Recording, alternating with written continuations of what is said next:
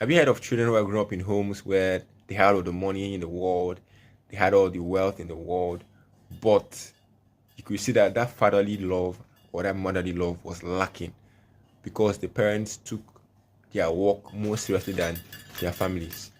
Or you see children who end up being wayward or being in a manner that is not right or engaging in harmful activities just because they grew up in families where their parents didn't care. I, for one, was very lucky growing up in a family where my parents cared deeply for their children, cared deeply for their family.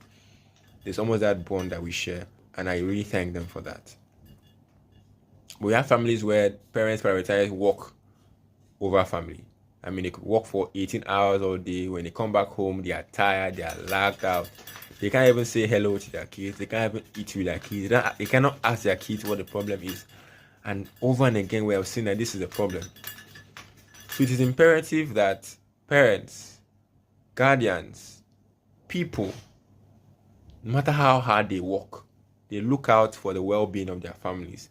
Because in the long run, family comes first. No matter how much money you have made, if your family is not in check, you have failed.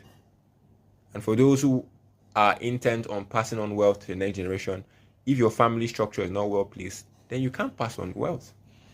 You know, I saw a documentary recently where Donald Trump was speaking to his son, and he was telling his younger son that he should never have tattoos, should not do certain things when he grows up, this and that.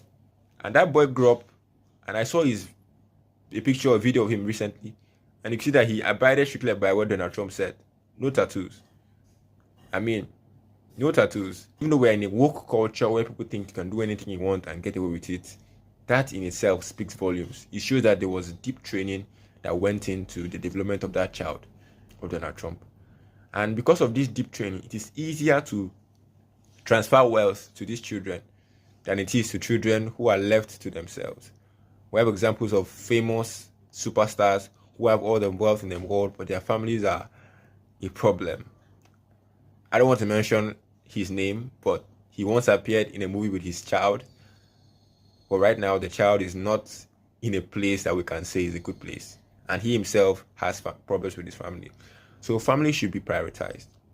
Because no matter how much money you make, in the long run, you look back and say, did I do well in my family? Was my family well taken care of? Was everything in place? Was there a structure? And these questions are very important. So while you work, ensure that you also pay attention to your families. Enjoy the rest of your day.